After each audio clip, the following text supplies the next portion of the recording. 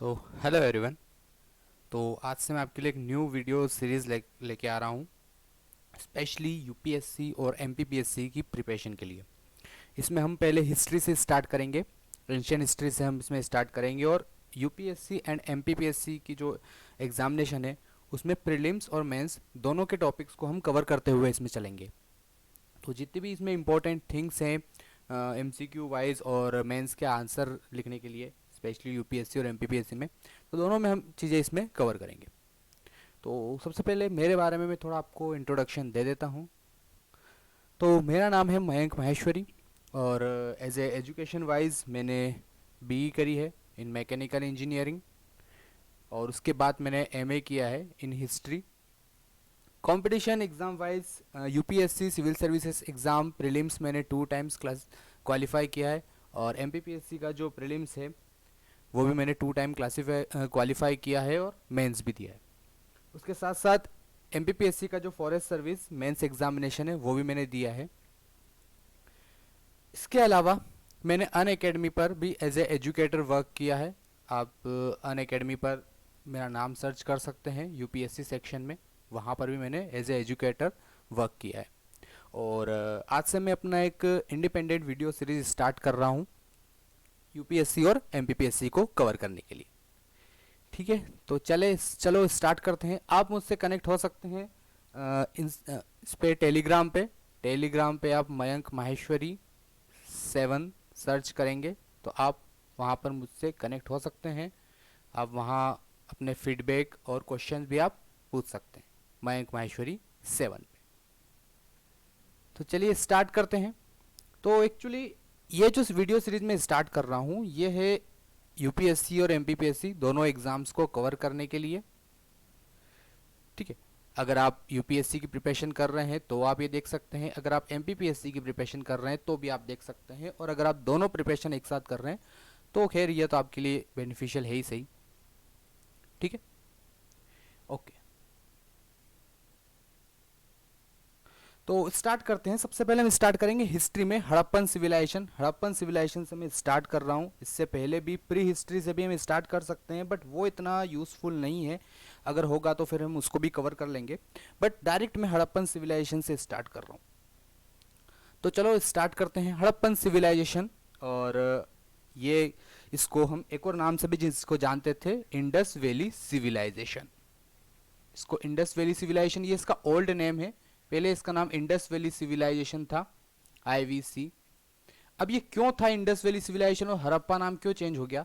Because पहली बात, इसका नाम इंडस वैली सिविलाइजेशन इसलिए था बिकॉज स्टार्ट में जितनी भी मोस्ट ऑफ द जो साइट्स मिल रही थी, जो जहाँ साइट्स पे एक्सकेवेशन हो रहा था, जो साइट्स मिल रही थी, वो मोस्टली इंडस रिवर के सराउंडिंग में, उसकी वैली के आसपास और उसकी ट्रिब्यूटरीज के आसपास वो सारी साइट्स मिल रही थी, इसलिए उसका नाम इंडस वैली सिविलाइजेशन पहले रखा।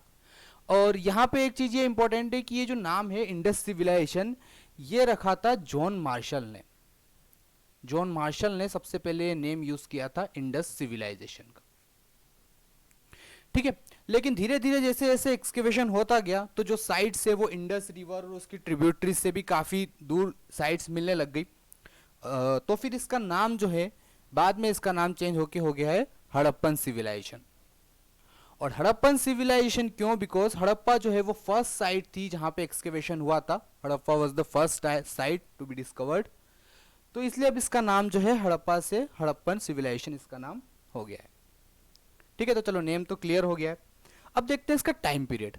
टाइम पीरियड एक्चुअली आपको, अगर आप डिफरेंट डिफरेंट बुक्स में देखोगे, अगर आप एनसीईआरटीज में या फिर अदर राइटर्स की बुक भी अगर आप देखते हो, आर एस शर्मा की बुक एंशियन हिस्ट्री की, अगर आप अदर जीके की बुक देखते हो, तो आपको थोड़ा इसमें टाइम का वेरिएशन मिल सकता है। तो जो मोस्ट एक्सेप्टेड टाइम है, जो मोस्ट ऑफ द हिस्टोरियंस मानते हैं और जो एनसीईआरटी में दिया हुआ है, वो है इसका 2600 बीसीई से लेके 1900 बीसीई तक, बिफोर कॉमन एरा तक। ठीक है, थोड़ा सा इसमें मोस्ट ऑफ द बुक में 2600 से स्टार्ट है, बट कहीं कहीं पर आपको 750 बीसी में भी इसका टाइम जो है वो वहां तक एंड तक मिलेगा। अब एनसीईआरटी में 1900 तक दिया है, तो स्टैंडर्ड मैंने इसी को माना है। ठीक है, तो इसका स्टैंडर्ड जो टाइम है वो 2600 बीसीई से 1900 बीसीई तक है। ठीक है, तो अब इसकी बात करते हैं, इसका टाइम और हमने देख लिया। ये जो सिविलाइजेशन है इसको हम ब्रॉन्ज सिविलाइजेशन भी कह सकते हैं। अब आपको पता है कि सिविलाइजेशन को, हिस्ट्री को अलग अलग एज में डिवाइड किया है, जैसे स्टोन एज, ठीक है। स्टोन एज के बाद आता है जब मेटल की डिस्कवरी हो गई थी, तो फिर चाल्कोलिथिक एज थी जब मेटल और स्टोन दोनों का यूज़ होता था। फिर जब ह्यूमन ने मेटल में टीन को मिक्स करके, कॉपर में टीन को मिक्स करके जब ब्रॉन्ज का इन्वेंशन किया, तब उसके बाद ब्रॉन्ज का यूज़ काफ़ी स्टार्ट हो गया था। तो ये जो हड़प्पन सिविलाइजेशन है ये ब्रॉन्ज एज सिविलाइजेशन है, जिसमें ब्रॉन्ज के बने हुए आर्टिफैक्ट्स, टूल्स और बाकी सारी चीज़ों का इसमें काफ़ी यूज़ होता था।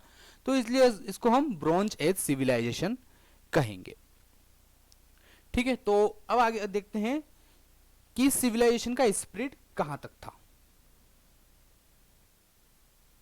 पहले हम देख लेते हैं कि हम इसमें क्या क्या कवर करेंगे, ताकि ये चीज हमें क्लियर हो जाएगी कि हम इसमें कौन कौन से टॉपिक पढ़ने वाले हैं। सबसे पहले हम देखेंगे सिविलाइजेशन के ओरिजिन और इसका इवेल्युएशन कैसे हुआ, फिर उसका ज्योग्राफिकल एक्सटेंट कहाँ कहाँ तक था और कौन कौन सी उसकी इंपॉर्टेंट सिटीज हैं, टाउन प्लानिंग के बारे में जो कि काफ़ी इंपॉर्टेंट है, इकोनॉमिक लाइफ वहाँ के पीपल की कैसी थी, सोशल लाइफ कैसी थी, आर्ट जो कि हमें काफ़ी सारी चीज़ें मिली है, रिलीजियस लाइफ ये थोड़ी एम्बिग्यूअस है, इसके बारे में इंफॉर्मेशन जो है वो अभी भी रिसर्च चल रही है, तो इसलिए प्रॉपर इंफॉर्मेशन इस चीज़ के बारे में नहीं मिलेगी। इसमें ज़्यादातर जो चीज़ें पढ़ेंगे हम वो हमने अज्यूम कर रखी है। सिमिलरली डिक्लाइन ऑफ सिविलाइजेशन कैसे हुआ, तो ये भी जो है वो हमने काफ़ी इसमें अजम्पशंस हैं, अलग अलग हिस्टोरियंस और स्कॉलर्स ने अपने अपने इसमें व्यू पॉइंट्स दिए हैं, तो हम उनको सबको देखेंगे। तो चलिए स्टार्ट करते हैं। सबसे पहले देखते हैं इसके ओरिजिन एंड इवोल्यूशन के बारे में। अब हड़प्पन सिविलाइजेशन स्टार्ट कैसे हुई, ये पीपल कौन थे जिन्होंने इतनी लार्ज सिटीज़ बनाई, इतने अर्बन सिटीज़ बनाई, इतने अच्छे अच्छे मॉन्यूमेंट्स और बिल्डिंग्स बनाई, तो वो पीपल कौन थे, इसके बारे में तो हिस्ट्री में ज़्यादा इन्फॉर्मेशन नहीं है। इसमें भी कई सारे व्यू पॉइंट्स अलग अलग स्कॉलर्स के।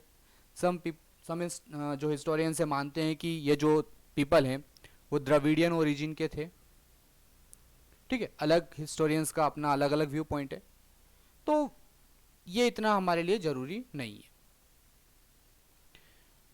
बट इसका जो स्टार्ट हुआ, जो हड़प्पन सिविलाइजेशन स्टार्ट हुई थी और इसका जो इवोल्यूशन हुआ, जब ये डेवलप हुई, तो हमें इतना पता है कि ये जो पूरी सिविलाइजेशन डेवलप हुई है ये 4 अलग अलग फेजेज में हुई है।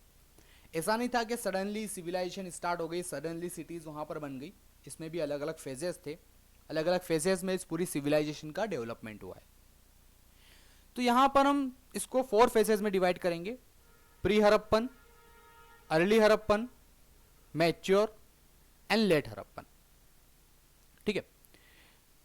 तो ये देखते हैं कि ये सब फेजेस कैसे चले। प्री हड़प्पन जो फेज है, अब आपको पता है इससे पहले जो है, अगर आपने हिस्ट्री थोड़ी स्टडी करी है, तो इससे पहले जो है प्री हिस्टोरिक एज और स्टोन एज के बारे में हम हिस्ट्री में पढ़ते हैं।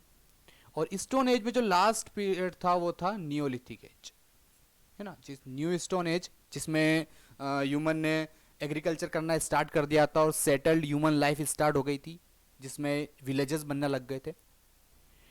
तो इंडिया में ये सब कहाँ पर स्टार्ट हुआ, इंडिया में नियोलिथिक एज कहाँ स्टार्ट हुई और कहाँ पे एग्रीकल्चर स्टार्ट हुआ, तो वो स्टार्ट होता है इंडिया में। अगर हम इंडियन सब कॉन्टिनेंट की बात करें तो वो स्टार्ट होता है बलूचिस्तान में। और बलूचिस्तान में कहाँ पर, तो बलूचिस्तान में वो होता है मेहरगढ़ से, जो हम मानते हैं कि फर्स्ट विलेज है जहाँ पे एग्रीकल्चर स्टार्ट हुआ और जहाँ पे सेटल्ड ह्यूमन लाइफ स्टार्ट हुई इंडियन सब कॉन्टिनेंट में, मेहरगढ़, ठीक है। तो मेहरगढ़ ये इधर साइड है बलूचिस्तान में। तो यही हमारा सीक्वेंस है हड़प्पा को पढ़ने का। हड़प्पा जो सिविलाइजेशन है, जैसे अभी मैंने कहा था, 4 अलग अलग पार्ट में डिवाइड है, प्री, अर्ली, मैच्योर और लेट, ठीक है। इन 4 पार्ट में जो है हड़प्पन सिविलाइजेशन डिवाइड है। तो अगर हम यहां पर सबसे पहले देखते हैं प्री सिविलाइजेशन। प्री मतलब कि हड़प्पा से पहले, हड़प्पा से पहले क्या चीजें थी, तो हड़प्पा से पहले जो टाइम पीरियड था हम इधर से स्टार्ट करेंगे, ईस्टर्न साइड से, और जैसे जैसे हड़प्पन डेवलप होती जाएगी उसका वेस्टर्न साइड से हम स्टार्ट करेंगे। जैसे जैसे हड़प्पन सिविलाइजेशन एक्सपांड होगी, उसका डेवलपमेंट होगा, वो ईस्टर्न साइड की तरफ एक्सपांड होती जाएगी, तो पहला जो मैंने फेज बताया था आपको वो है प्री हड़प्पन, है ना, प्री हड़प्पन। तो प्री हड़प्पन साइट कौन कौन सी है, प्री हड़प्पन टाइम कौन सा था और यहां पर क्या हुआ था। प्री हड़प्पन टाइम है इधर बलूचिस्तान साइड में। अब प्री हड़प्पन है तो इस टाइम पे क्या हुआ था, इस टाइम पे जो है वो थोड़े बहुत विलेजेस बनना शुरू हो गए थे, ठीक है, ह्यूमन सेटल लाइफ स्टार्ट हो गई थी। इस टाइम पे विलेजेस जो हैं वो बनना स्टार्ट हो गए थे। ये आपको बलूचिस्तान में मिलेगा। सेटल्ड ह्यूमन लाइफ जो इस टाइम पे स्टार्ट हो गई थी, छोटे छोटे विलेजेस बनते थे, एग्रीकल्चर करना ह्यूमन ने स्टार्ट कर दिया था। विलेजेस पूरी विलेज लाइफ थी, रूरल लाइफ थी, अभी भी कोई सिटीज वगैरह नहीं बनी थी प्री हड़प्पन साइड में, काफी नॉर्मल लाइफ थी। फिर धीरे धीरे जो है वो कुछ विलेज जो है वहां पर ग्रो होते गए होंगे, कुछ विलेज धीरे धीरे डेवलप होते गए होंगे, तो फिर वहां पर धीरे धीरे टाउन्स बनने लग गए। और इस तरीके से जो एक्सपांशन है वो ईस्टर्न साइड उसका होता गया। पहले उसका बलूचिस्तान में था, ईस्टर्न साइड में, फिर इंडस वैली साइड में हम आ गए, इधर साइड। यहां पर फिर क्या हुआ, धीरे धीरे टाउन्स बनने लग गए, कुछ लार्ज विलेज हो गए, जैसे कोट दीजी, आमरी जो है ये सब इधर है, सिंध एरिया में है। यहाँ पर कोट दीजी है, ठीक है, इसी तरीके से आमरी है। तो वहां पर जो कुछ टाउन्स बनने लग गए, कुछ विलेज जो है वो काफी बड़े हो गए थे। तो ये जो फेज था उसको हम अर्ली जो हड़प्पन टाइम कहेंगे। फिर आता है मेच्योर हड़प्पन टाइम। अच्छा, ये जो हमने टाइम देखा था ना अभी, जो मैंने आपको बताया था 2600 से 1900 तक का, ये मेच्योर हड़प्पन का टाइम है। जिस टाइम पे हम जानते हैं कि जो मोस्ट ऑफ द जो अर्बन सिटीज बनने लग गई थी, जो लार्ज सिटीज बनी थी, जैसे हड़प्पा, मोहनजोदारो, ठीक है, बाकी की जितनी भी सिटीज हैं वो सब इस मेच्योर हड़प्पन टाइम पे बनी थी। तो धीरे धीरे इसका ईस्टवर्ड एक्सपांशन हो रहा था, और फिर ये इधर सिंध और बाकी जो पूरा इंडस रिवर के आसपास का एरिया है वहां पर मेच्योर हड़प्पन साइट बनने लग गई। 1900 के बाद समहाउ ये जो सिविलाइजेशन है ये डिक्लाइन होने लगती है, इसका धीरे धीरे डिक्लाइन हो जाएगा। उसके बाद का जो टाइम है उसको हम कहते हैं लेट हड़प्पन टाइम, ठीक है, जिसमें लोथल एक इंपॉर्टेंट साइट है। लेट हड़प्पन टाइम जिसमें जो है सिविलाइजेशन धीरे धीरे डिक्लाइन होने लग गई थी। ओके, तो इस तरीके से 4 फेजेस में हम हड़प्पन सिविलाइजेशन टाइम के टाइम को डिवाइड कर सकते हैं। तो चलिए अब सेकंड टॉपिक स्टार्ट करते हैं। सेकंड टॉपिक है geographical extent and important sites. अब ये जो पूरी सिविलाइजेशन है, इंडस वैली सिविलाइजेशन या फिर इसको हम अर्बन हड़प्पन सिविलाइजेशन कहेंगे, जो कि अर्बन सिविलाइजेशन थी।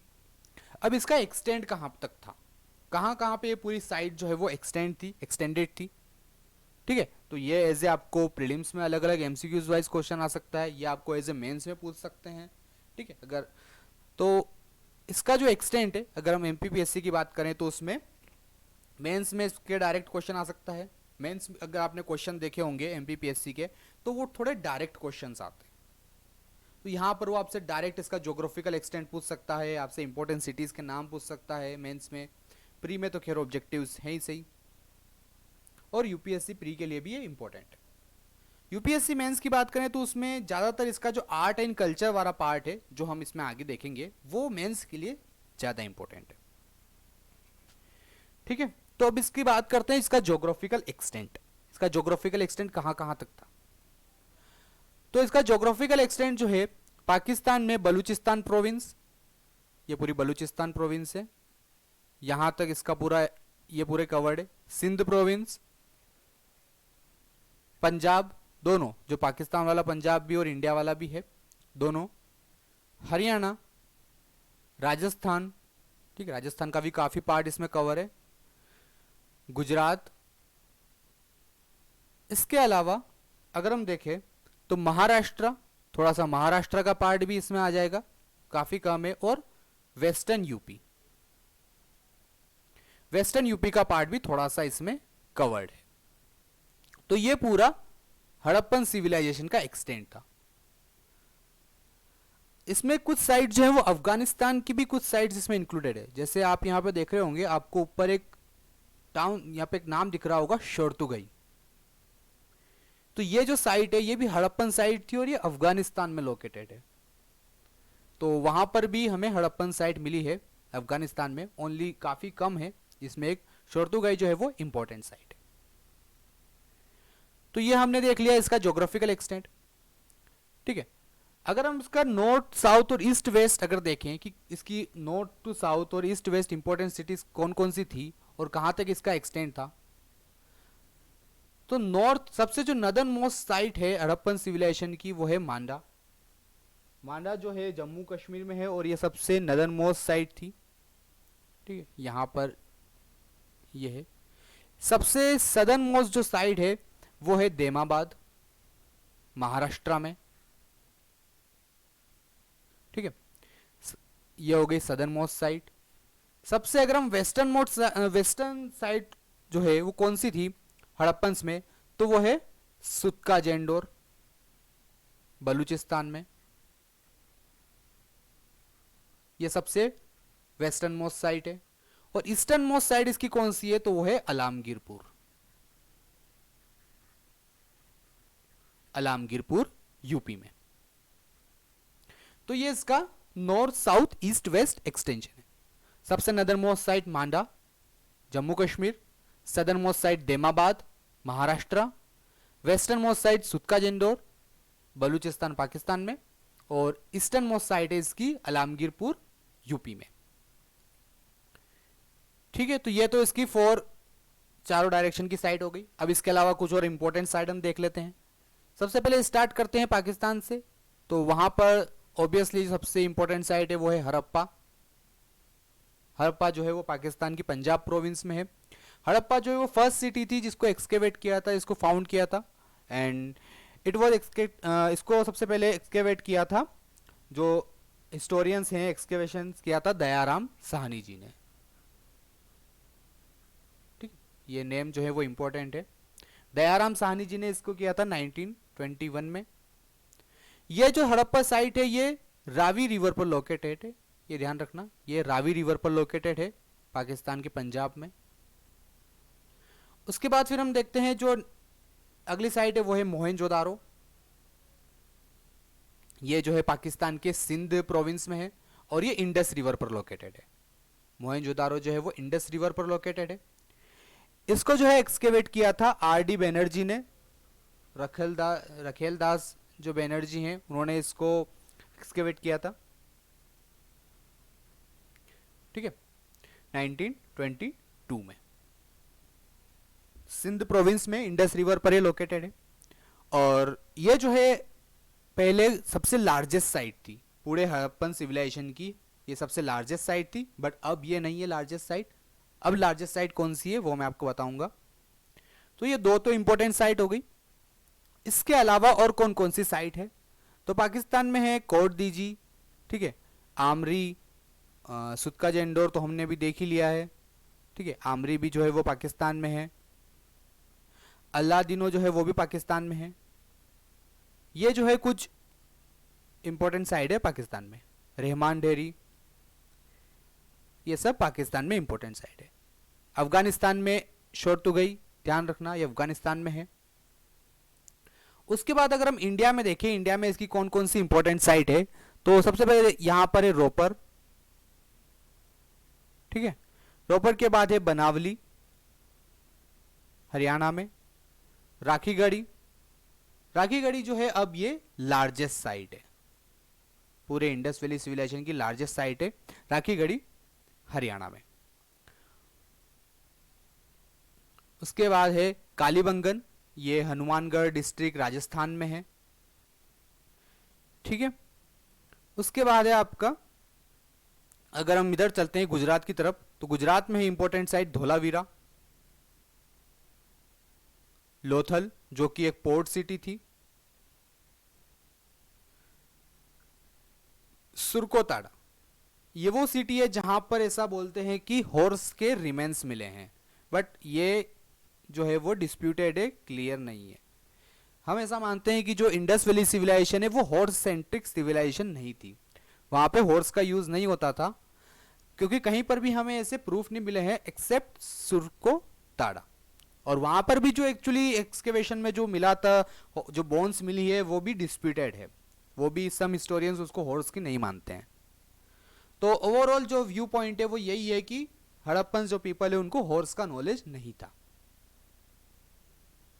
ठीक है, अब यहाँ पर जो है आपको साइट के कुछ इंपॉर्टेंट थिंग्स है, जैसे हड़प्पन्स में क्या क्या चीज़ें मिली है, कौन कौन सी इंपॉर्टेंट चीज़ें मिली है, वो मैं आपको पूरा एक टेबल वाइज कवर करूँगा, ताकि उसमें आपको वो याद रखने के लिए भी अच्छा रहेगा और उसका आप स्क्रीनशॉट भी ले सकते हो कि हड़प्पन्स में कौन कौन सी इंपॉर्टेंट साइट मिली है, हड़प्पन्स में क्या याद रखने वाली चीज़ें हैं, मोहनजोदारो के बारे में क्या याद रखने वाली चीज़ें हैं, वो सब मैं आपको एक एंड में एक टेबल के फॉर्म में पूरा दे दूंगा, ताकि वो याद रखने के लिए भी काफ़ी ईजी हो जाएगा। चलो अब नेक्स्ट टॉपिक स्टार्ट करते हैं, वो है हड़प्पन्स में टाउन प्लानिंग, जो कि हड़प्पन्स का सबसे मोस्ट इंपॉर्टेंट फीचर है, टाउन प्लानिंग। ठीक है, अब ये जो टाउन प्लानिंग है, अब ये मेंस के लिए भी इंपॉर्टेंट क्वेश्चन है। अगर एमपीपीएससी मेंस की बात करें तो डायरेक्टली वो आपसे टाउन प्लानिंग के बारे में पूछ सकते हैं, डायरेक्टली टाउन प्लानिंग के बारे में आपको एक आंसर आ जाएगा, उसके बारे में डिस्क्राइब करने के लिए, शॉर्ट नोट निकले के लिए आपसे वो डायरेक्टली उसके टाउन प्लानिंग के बारे में पूछ सकते हैं।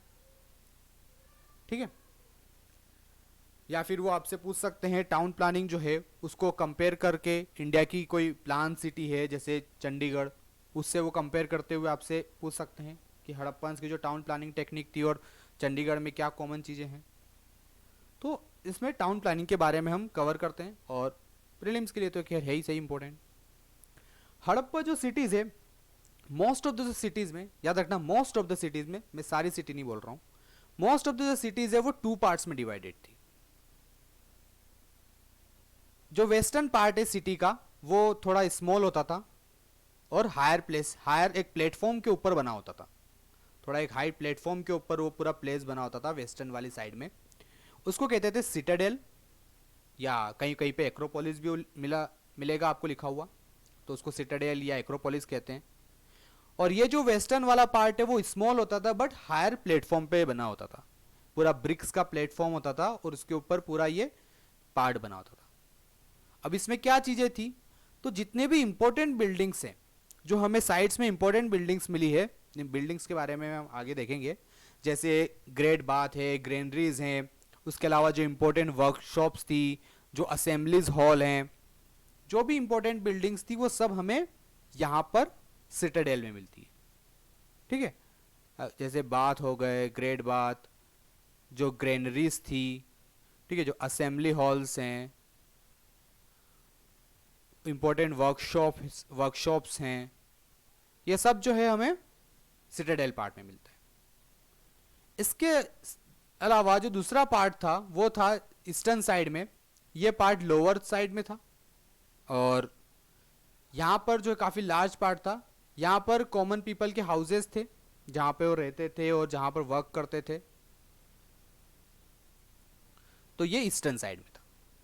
ठीक है, अब यहाँ पर जो हड़प्पन्स के बारे में टाउन प्लानिंग में दूसरी इंपॉर्टेंट चीज़ है वो ये है कि यहाँ पे बर्न ब्रिक का यूज़ होता था कंस्ट्रक्शन के लिए, स्टोन्स का यूज़ नहीं होता था। ज़्यादातर जो है वो ब्रिक्स का यूज़ मिलेगा, स्टोन्स का यूज़ मिलेगा आपको गुजरात की तरफ जो साइट्स थी, धोलावीरा और बाकी सब, वहाँ पे थोड़ा स्टोन्स का यूज़ मिल जाएगा, लेकिन ज़्यादातर जो सिटीज़ है बाकी उन सब में बर्न ब्रिक का यूज़ होता था। और ये जो ब्रिक्स थी इनका डायमेंशन भी फिक्स है, जितनी भी हड़प्पन साइड है सब में ऑलमोस्ट एक जैसी ही डायमेंशंस की ब्रिक्स यूज होती थी। तो काफ़ी सारी यहाँ पर ब्रिक्स का यूज़ हुआ है, और उन्हीं ब्रिक्स से फिर यहाँ पे जितने भी सिटाडेल में और लोअर साइड में जो बिल्डिंग्स थी उन सब में वो सब जो बिल्डिंग्स है वो ब्रिक्स का यूज़ करके बनी है। तो ये एक इंपॉर्टेंट चीज़ हो गई इसकी टाउन प्लानिंग के बारे में। अगली जो इंपॉर्टेंट चीज़ है वो है इसका ग्रिड सिस्टम। ग्रिड सिस्टम मतलब सिंपली अगर इसको हम बोलें तो जो इसमें जो लेन्स थी, जो वे हैं, रास्ते हैं, वो एक दूसरे से राइट एंगल पे बने हुए थे, और फिर इसके दोनों साइड जो है वो बिल्डिंग्स थी, हाउसेस वगैरह थे, इस तरीके से इसकी जो लेन्स हैं वो एक दूसरे को राइट एंगल पे कट करती थी। तो ये बताता है कि जो वहाँ पे टाउन प्लानिंग है वो प्रॉपर एक सिस्टमेटिक तरीके से, प्लानिंग के तरीके से होती थी। ऐसा नहीं था कि कहीं पर भी हैफेजेड ग्रोथ हो रही है, जैसे जिसको हम आज की मॉडर्न सिटी से कंपेयर कर सकते हैं, जैसे चंडीगढ़, उसकी जो प्लानिंग है वो भी इसी तरीके से है। यहाँ पे जो रोड्स हैं, लेन्स है, वो स्ट्रेट थी, एक दूसरे को राइट एंगल पे कट करते थे, दोनों साइड में हाउसेस बने हुए थे। ठीक है, एवरी हाउस में वहाँ पर एक सेपरेट बाथरूम भी मिलेगा एवरी हाउस में।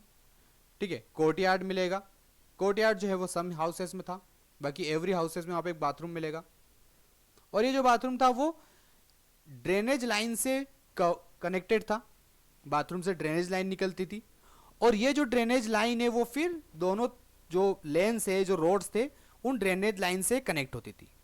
वहाँ पे काफ़ी एक ड्रेनेज लाइन बनी हुई थी, सीवेज सिस्टम था, उन्हीं ड्रेनेज लाइन से एवरी हाउस के बाथरूम से लाइन कनेक्ट होती थी। ये जो ड्रेनेज है इनकी साइज़ भी काफ़ी ज़्यादा होती थी, जो मेन ड्रेनेज जो लाइंस होती थी उनकी साइज़ भी काफ़ी ज़्यादा होती थी।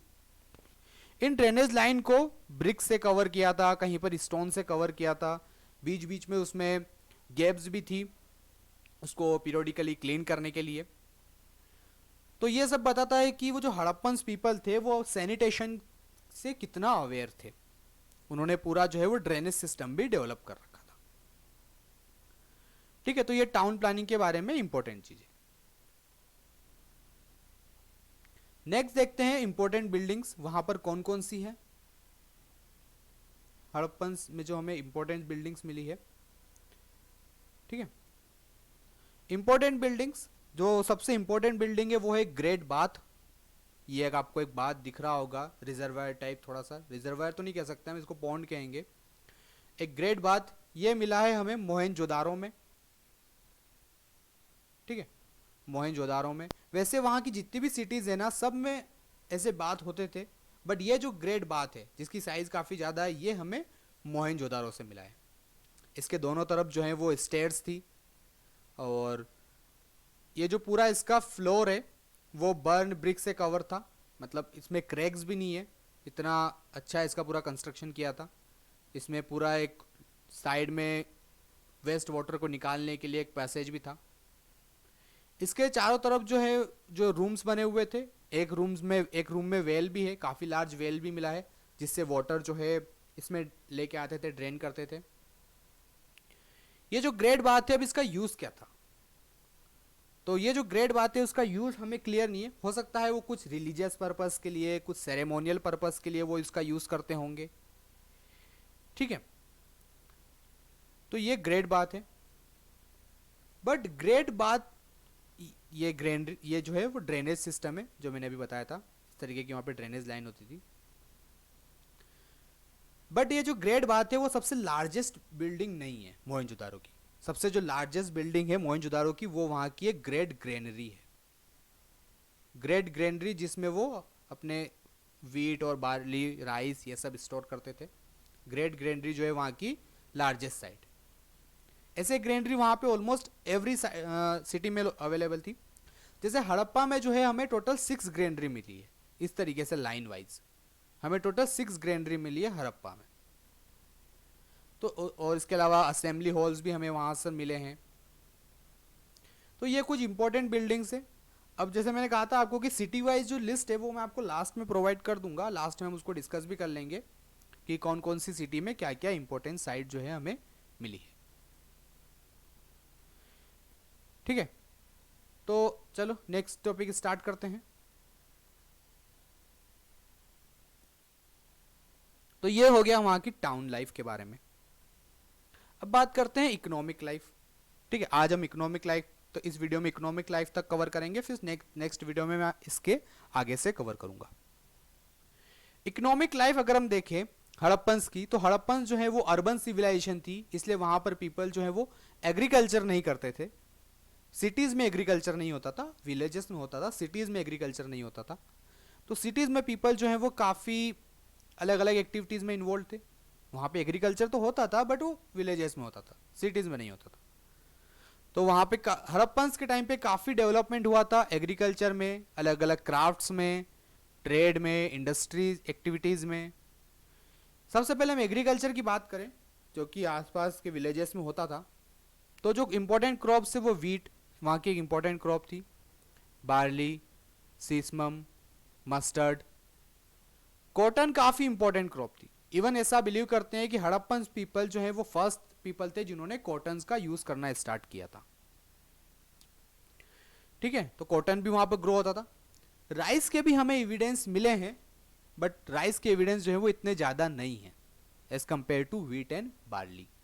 वीट एंड बार्ली वहाँ पे ज़्यादा ग्रो होता था, राइस मिला है बट उसके एविडेंस कम है। ठीक है, काफ़ी प्रोग्रेस हुई थी एग्रीकल्चर में। इवन प्लॉगिंग के भी हमें एविडेंस मिले हैं, जैसे जो साइट है राजस्थान में कालीबंगन, वहाँ पर प्लॉगिंग, वहाँ पर हमें जो है वो प्लॉग्ड फील्ड भी मिली है, जहाँ पे प्लॉगिंग हुई करते थे पीपल एग्रीकल्चर के लिए। बट एक चीज़ ध्यान रखना कि प्लॉगिंग करने के लिए कोई हमें टूल नहीं मिला है। हो सकता है वो टूल पेरिश्ड हो गए हो, खराब हो गए हो, खत्म हो गए हो, कोई हमें टूल नहीं मिला है। टॉयज के फॉर्म में मिला है, बट एक्चुअली जो टूल होता था वो हमें नहीं मिला है। फिर ये जो ग्रेन ग्रो होता था उसको ग्रेनरीज में स्टोर करते थे, अलग बोट्स के थ्रू लेके आते थे, इनलैंड लेके आते थे। ये जो ग्रेनरीज होती थी ज़्यादातर वो रिवर के पास में बनी होती है, तो बोट्स के थ्रू वो लेके आते थे ज़्यादातर। प्लॉग्ड फील्ड जैसा हमें मिला है कालीबंगन में, तो ये सब एग्रीकल्चर वहाँ पे यूज होता था। इरिगेशन की अगर हम बात करें वहाँ पर, तो इरिगेशन भी पीपल यूज करते थे, इरिगेशन भी वहाँ पर प्रैक्टिस करते थे। जैसे मैंने आपको अफगानिस्तान में एक साइट बताई थी शोरतुगाई, जो मैंने आपको बोला था अफगानिस्तान में साइट है हड़प्पन शोरतुगाई, वहां पर हमें कैनाल्स भी मिली है। ठीक है, वहां पर हमें इसमें कैनाल्स भी मिली है। अब वो कौन कौन से एनिमल्स रखते थे, तो शीप, गॉड, बफेलो, ये सारे एनिमल्स जो हैं वो पीपल रखते थे। बुल जो है वो काफ़ी एक इम्पोर्टेंट एनिमल था वहाँ पे। ठीक है, हम्ड बुल और हम्पलेस बुल, दोनों टाइप के बुल वहाँ पर उसके हमें एविडेंस मिले हैं, तो वो काफ़ी इंपॉर्टेंट एनिमल था। पीपल उसके अलावा काफ़ी अलग अलग एक्टिविटीज़ करते हैं, जैसे gold Smith, carpentry, bed making, beads जो हैं वो अलग अलग स्टोन्स के, बोन्स के अलग अलग बीड्स बनाते थे जो कि ज्वेलरी में यूज़ होते थे। इसमें कालीबंगन, कालीबंगन जो कि राजस्थान में है, और बनावली जो कि हरियाणा में है, ये दोनों काफ़ी इंपॉर्टेंट साइट थी बीड्स मेकिंग के लिए। वीवर्स कॉटन और वूल इनके क्लॉथ बनाना, बोट मेकिंग काफ़ी एक इंपॉर्टेंट एक्टिविटी थी। टेराकोटा मेकिंग, टेराकोटा के कई सारे आर्ट्स फॉर्म हमें मिले हैं जो हम आगे देखेंगे। कॉपर एंड ब्रॉन्ज के वेसल्स वहाँ पर मिले हैं। अच्छा, ब्रॉन्ज के जो वेसल्स हैं, जैसे बाकी की जो इस टाइम की कंटेम्प्रेरी साइट्स थी, मोहनजो मेसोपोटामिया और सुमेरियन, बाकी उनके कंपेयर में ब्रॉन्ज बहुत कम मिला है हड़प्पा में। बिकॉज ब्रॉन्ज जो है उसको कॉपर में उसमें टीन मिक्स करके बनाते हैं, और टीन के इंडिया में नेचुरल सोर्स नहीं थे, इसलिए ब्रॉन्ज जो है वो काफ़ी कम मिला है हड़प्पन साइट्स में। फॉरेन ट्रेड काफ़ी ज़्यादा होता था मेसोपोटामियन सिविलाइजेशन के साथ। मेसोपोटामियन जो है मिडिल ईस्ट में एक इम्पोर्टेंट सिविलाइजेशन थी, अफगानिस्तान, सुमेरियन, ठीक है, पर्शिया में, तो इनके साथ इनके काफ़ी इंपॉर्टेंट ट्रेड कॉन्टेक्ट्स थे। बोट का यूज़ होता था ट्रेड करने के लिए। हमें जो हड़प्पन्स की सील्स हैं, कई सारे वेसल्स हैं, वो हमें इन साइट से मिले हैं। ट्रेड जो है वो यूजुअली बार्टर सिस्टम के थ्रू होता था, ज़्यादा हमें कॉइन्स के इसमें एग्जाम्पल नहीं मिले हैं, बार्टर सिस्टम के लिए होता था। एक था लेपिस लेजुली, जो कि एक काफ़ी सेमी प्रीशियस स्टोन है ब्लू कलर का, इसका यूज़ होता था ट्रेड करने के लिए, इसका भी यूज़ होता था लेपिस लेजुली, जो कि अफगानिस्तान से लाते थे इसको, तो ये भी काफ़ी यूज़ होता था। ज़्यादातर एक्सपोर्ट क्या होता था, तो ज़्यादातर जो वीट है, बार्ली, ये जो ग्रेन्स हैं, इसका एक्सपोर्ट करते थे। कॉटन, कॉटन के बने हुए जो टेक्सटाइल है उसका एक्सपोर्ट करते थे। ठीक है, पोट्रीज का एक्सपोर्ट करते थे, सील्स का एक्सपोर्ट करते थे। ज़्यादातर जो इंपोर्ट होता था वो होता था कॉपर का, जो उसके अलावा जो वेसल्स हैं, पोट्रीज हैं, उसका इंपोर्ट होता था। जो टीन है उसका इंपोर्ट होता था, टीन, ठीक है, सिल्वर, गोल्ड, ये कुछ इंपॉर्टेंट चीज़ें थी, पोट्रीज, जिसका इंपोर्ट करते थे। प्रीशियस स्टोन्स, ये सारी चीज़ें। ठीक है, तो इस वीडियो में हम अभी तक इकोनॉमिक लाइफ तक कवर कर रहे हैं। आगे जो है फिर हम इसके आगे से फिर मैं नेक्स्ट वीडियो में कवर करूँगा। ठीक है, तो ये जो पूरा टॉपिक है वो हमने हड़प्पन सिविलाइजेशन से रिलेटेड ये पूरा टॉपिक स्टार्ट किया है। आप जो है मेरा टेलीग्राम चैनल है मयंक माहेश्वरी 7, उस पर भी कनेक्ट हो सकते हैं और उसमें आप अपने फीडबैक दे सकते हैं।